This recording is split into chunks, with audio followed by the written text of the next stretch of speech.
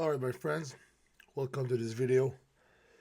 I've done a lot of videos where I train in the gym, pump up my muscles, show my diet, do all kinds of stuff like that.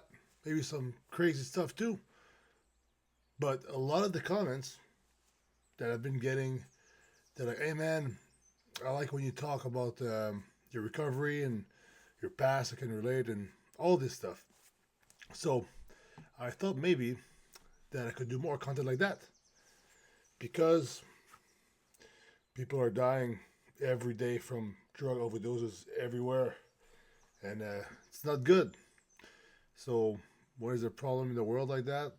Sometimes you wonder, like, how can I make a difference? Even if it's like a little percent, even if it's just with one person, I think it's worth, you know, switching up the content sometimes. So for today, so in recovery, in NA, which is a 12-step program, Narcotics Anonymous, not so anonymous right now because talking about it, but we have this little book called Just for Today, which extracts different little parts of text, sentences, sometimes paragraphs from the basic text, which is like the book where the whole program is in it. You know, the AA, they have the big book. It's kind of like the Bible of like the main document, whatever. Um, and then so there's a little sentence, and there's a little explanation of like what that means in recovery and what I like to do and we do in the meetings is that we share about how we can relate to that, how we can like what we get from that reading. So right here we have February 11th, and that reading is pretty cool. I didn't read it just now. I've read it in the past.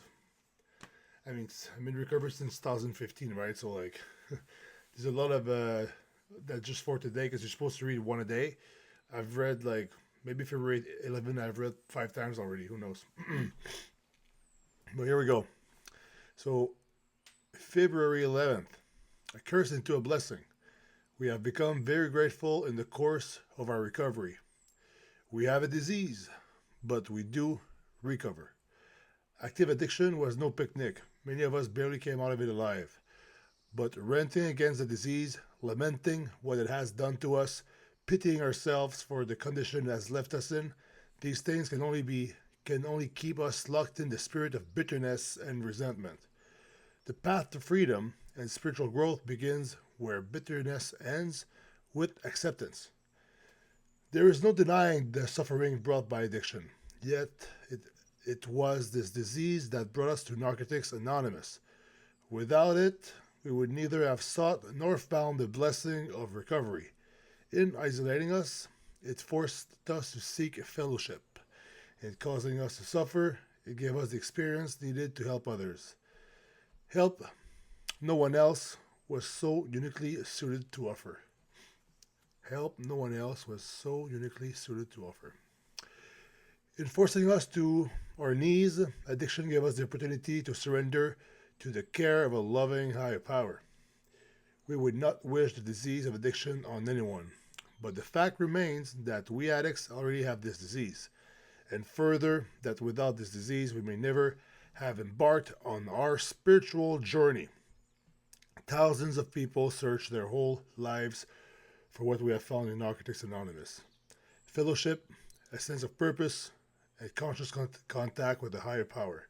Today, we are grateful for everything that has brought us this blessing.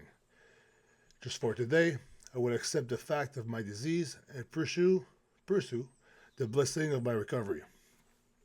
All right, so there's a lot to unpack in there. You can keep it simple or you can really dissect everything here. But the main thing that as soon as I saw curse into a blessing, I've said that before. Sometimes I think I have my own ideas, the own things I create in my mind, but I think I just read it somewhere else and I think it's mine because I forgot I read it. But I've used these words a lot describing addiction because obviously well, maybe not obvious to other people, but to me, it's really obvious that I am a much better person now that I overcame my addiction than I was even before my addiction.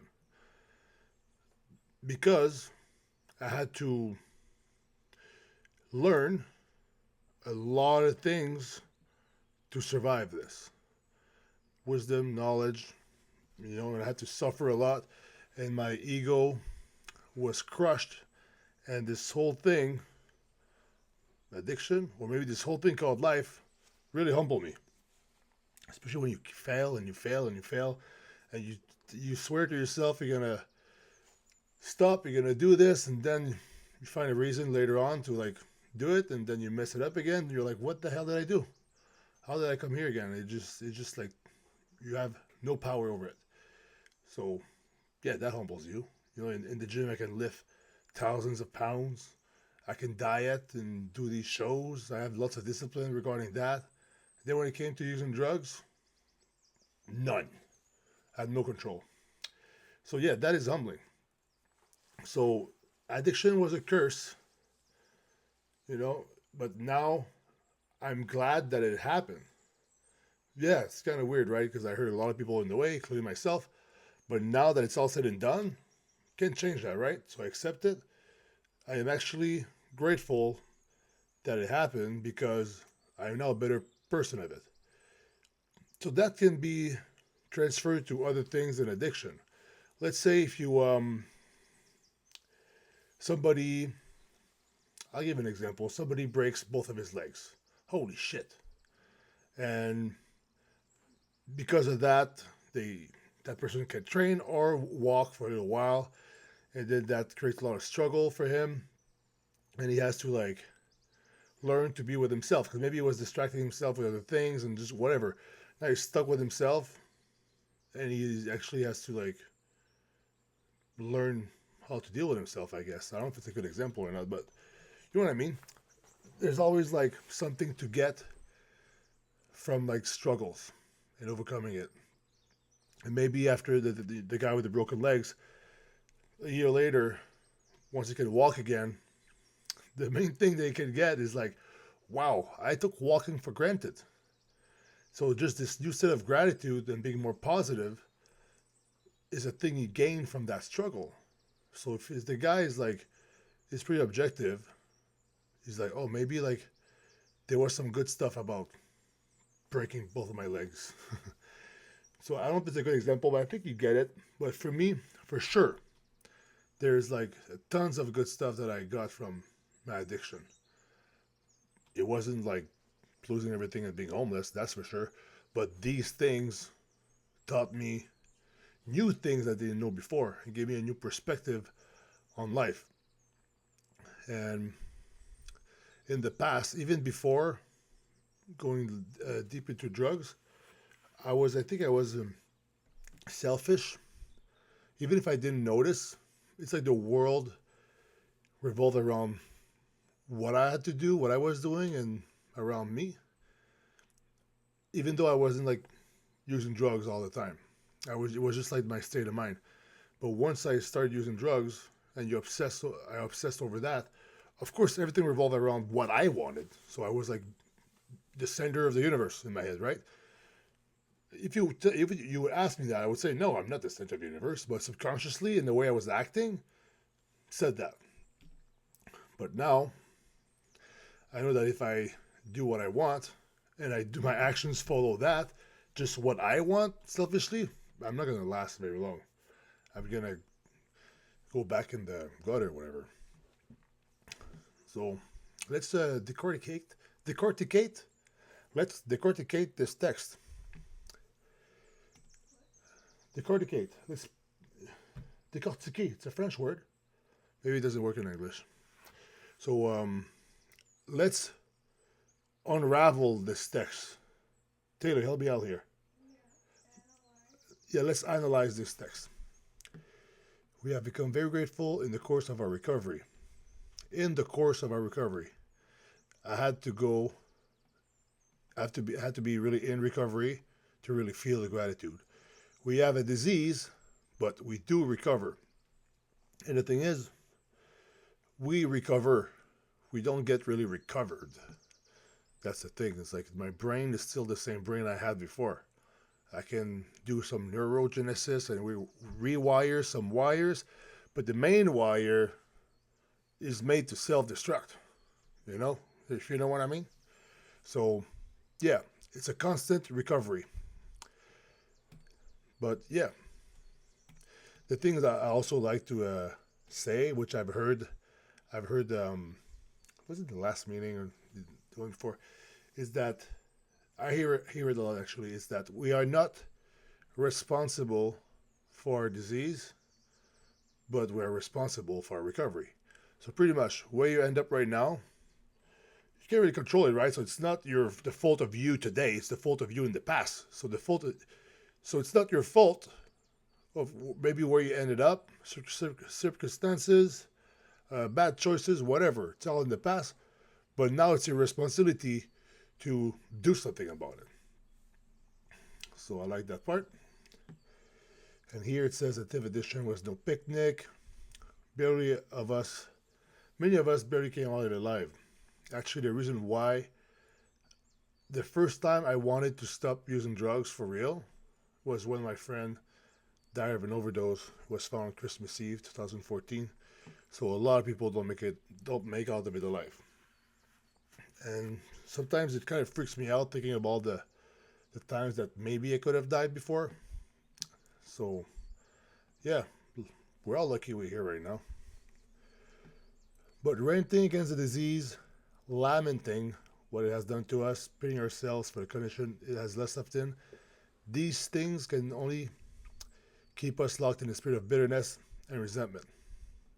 So bitterness and resentment, they're not good feelings, right? And the thing is, just ranting, complaining about something, it's not doing you any good. I mean, you can express yourself to somebody, but if you're just like pitying yourself and all this stuff, and you're just talking and you're just in a state of like negativity, and you're not even in a state of action, so you're not doing anything to. One of my pet peeves, you know what grinds my gears? One of my pet peeves is people complaining about something and then not doing anything about it, right? No, you don't do that. Sometimes you just no. So there's a difference. I've learned a difference with Taylor. She said that sometimes she just wants to vent and not hear any advice or whatsoever. So sometimes you have to be like a very compassionate listening ear. But the, sometimes there's people in the gym. Like whatever people I knew in the past. I'm not gonna go into too detail, but I feel fat. Well, what are you doing to like lose your body fat? And then there's no answer. Let's just move on. See, maybe I am lamenting right now. All right. There is no denying the suffering brought by addiction. Yep. Yes, it has the disease that brought us to Narcotics Anonymous. So, I would have never got into this program if I didn't have the disease in the first place. And I gained a lot of nice things and positive things from the program. The program is Narcotics Anonymous. It's like AA with for alcohol, but it englobes all the substances that alter your mind, except coffee. Yeah, so without it, we would neither have sought nor found the blessing of recovery. So without the fucking shit disease, I would have never found the blessing of recovery. In isolating us, it forced us to seek fellowship. So addiction really isolated me from the people that I love and the reality of the world I'm supposed to live in, that I live in right now. I was just running away towards people that they're not my friends, right? And just running away from all the responsibilities. So that's what I mean. Even though I wasn't alone, most of the time, maybe half the time I wasn't alone in the room, I still was isolating myself from my family and all my friends and the whole world. In causing us to suffer, it gave us the experience needed to help others. That's a good one. I was always wondering, like, why I connect more with certain people and why I don't connect with other people. I think I can relate with people who have a good experience. I relate with people who suffered before. I like people who suffered. Right, babe? Yeah, she said what that's what you said to me. I said I like to feel I like women that I feel that they suffered in the past. I mean, not only suffered though, like just overcame that suffering. Because that experience is priceless. There's something really beautiful in that, you know? Because people sometimes, oh, you have to be not just beautiful outside, but also on the inside. But what's the beauty inside? Experience and overcoming suffering. Suffering. It's beautiful. But yeah, that's a very good experience. You can't have that experience without actually going through it. Okay, to help others. And yeah, so look, because I suffered, I could share about that experience on the internet, and then it helps you, maybe. Maybe one of you. Well, at least it's like passing time if you're bored. You're hearing new stuff, you know? Um, help no one else. Help no one else was so uniquely suited to offer. That's true. Another thing I can add to that, I'm going to highlight this. So when I got help, I was more apt to receive that help if I knew that person went through the same thing as me. So I'm thinking about in rehab, for example, there were counselors. Some of them were recovering addicts, and others just went to school. The ones that just went to school were giving a class. I'd be like, okay, but you don't know what it's like. You can talk about it, you can read about it, but you didn't live it. So the person talked to me about his or her experience of addiction, for example. I would listen way more to that person. So that person was more suited to help me than the scholar. That bitch doesn't know shit. All right? It's like if, for example, you're going through something and your friend says, yeah, just stop, or your parents are like, why are you doing this, and give you shit, and then you feel like alone, I guess. So you can get help by people who easier by people who went through the same going through the same shit or went through the same shit. Anyways, in forcing us to our knees, addiction gave us the opportunity to surrender to the care of our loving higher power. That's the part that's very abstract and will vary a lot for a lot of people. It's pretty much, but it's true for me though. Like, I'm gonna talk about my belief, not religious, but spiritual belief in like 3 sentences. I was born Catholic. I did all the Catholic rituals uh, in church because of my family and just the area I was in. You know, I guess this is what we did. And then when I went to college or whatever, Cégep in Quebec, I took a few classes, philosophy. I'm like, wait a minute, like. And then I was more into science. I did all the hard science stuff in high school.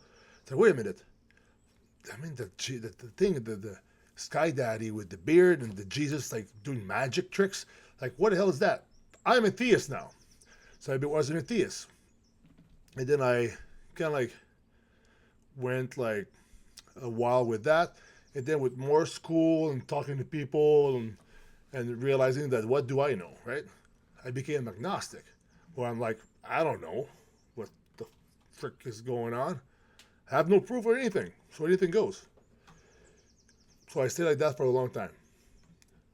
And then, in recovery, they said, you have to believe in a higher power to do this program. I'm like, what? Really? Like, man, I really want to stop using drugs. And this is a way that will help me to do that. Then I was like, anything, can be anything, really. All right. So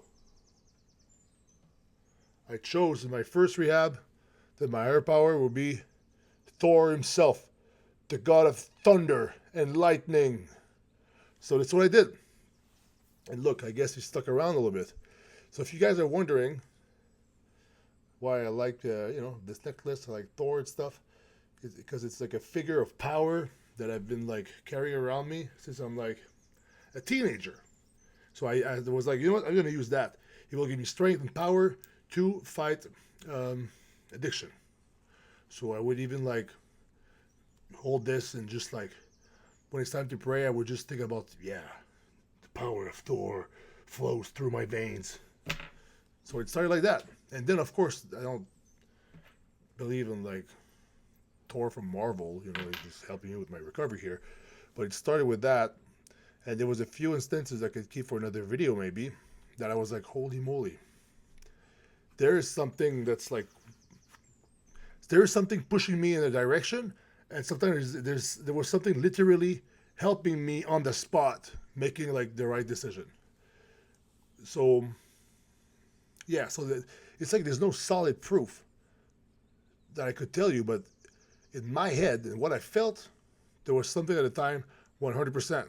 So yeah, so it is like, so what I can say about that is that because of recovery, because of addiction, now I believe in something that's higher than me.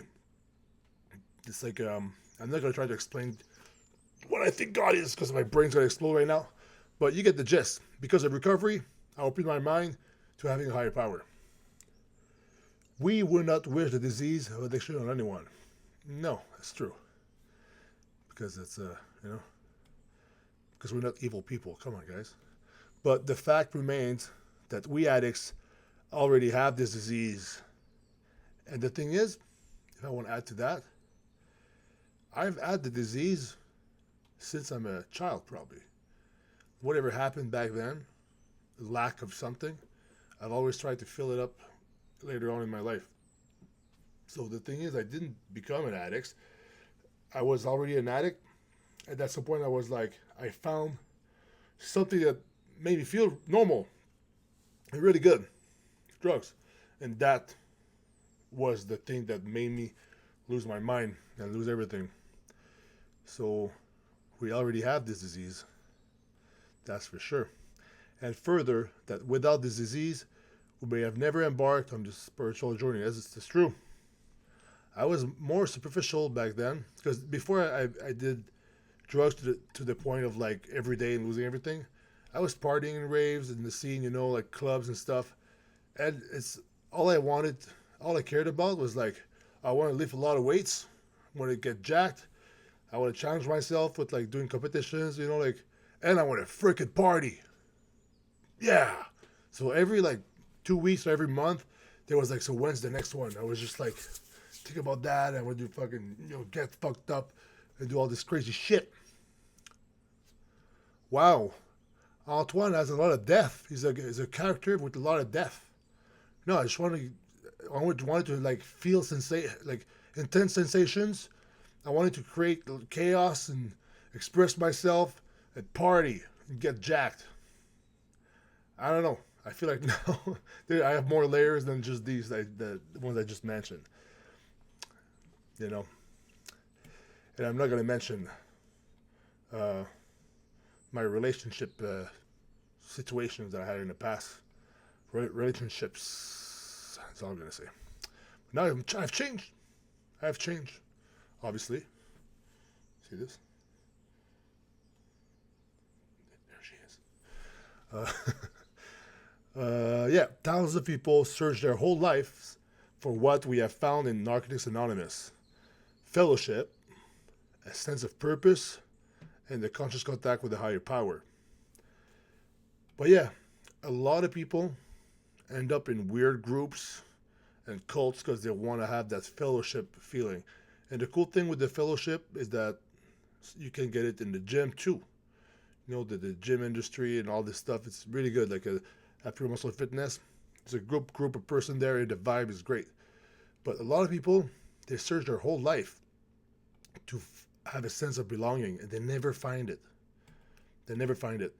And the thing is, once you go into the drug scene, there is some type of circle there in your area, or whatever you're gonna go, or there is fellowship within the addicts when they're using drugs.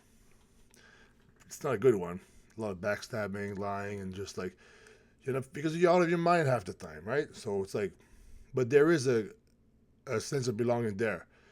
And the thing is also when you have like low self esteem, you might think that you belong just in a certain like. Oh, it stopped. There's the music. Where's my bird sounds? Come on.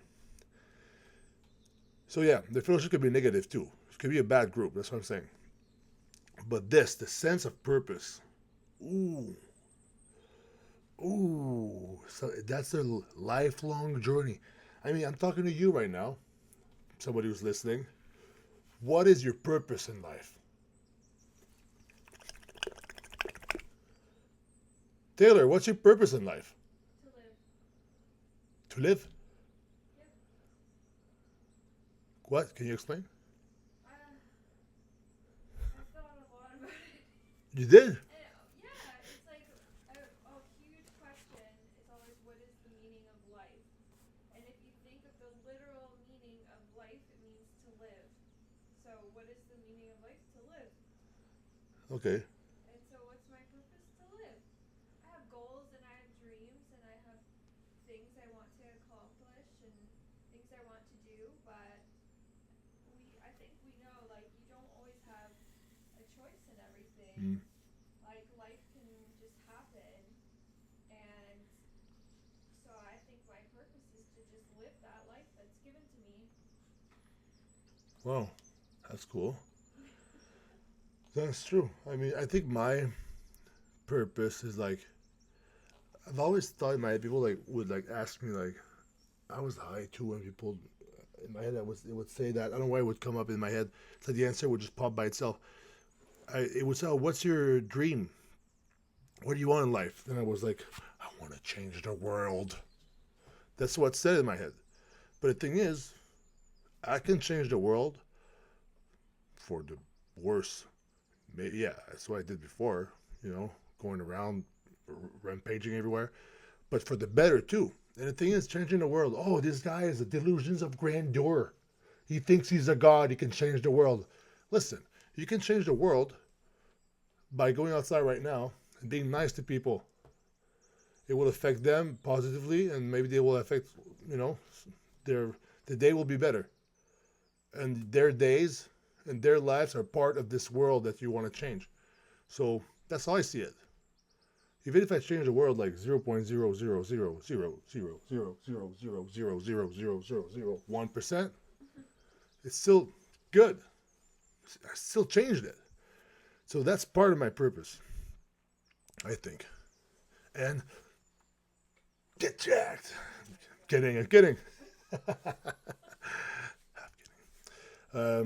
Yeah, and the conscious contact with a higher power. Yeah, I would have never found that like it is right now if it wasn't for like me uh, going through addiction and then now being in recovery. But yeah, but today, listening to that, today we are grateful for everything that has brought us this blessing. So everything that made you who you are today, you should be grateful for it. The good and the bad and the ugly. Just for today, I will accept the fact of my disease and pursue the blessing of my recovery. So yeah, I can't change the fact that my brain is made in this way. That is a hole in my soul, a void in my spirit that I've tried to fill in the past with like external things. But what if you know, I accept that. I can't change it. Anything you can't change, you accept. Or unless if you don't accept the things, you can't change, you create suffering within yourself. Very simple. So I accept the fact that I'm fucked up in the head, and then because of that, all the mistakes I did brought me a lot of suffering, and now overcoming that, I'm in recovery, and that's a blessing. I will accept the fact of my disease and pursue the blessing of my recovery. Yeah. How's that, guys? We do recover. We do recover. We do recover. We do. Taylor?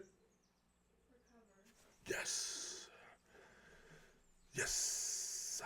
So, my friends, thanks for watching. Hope you guys enjoyed. Are we still hearing the birds?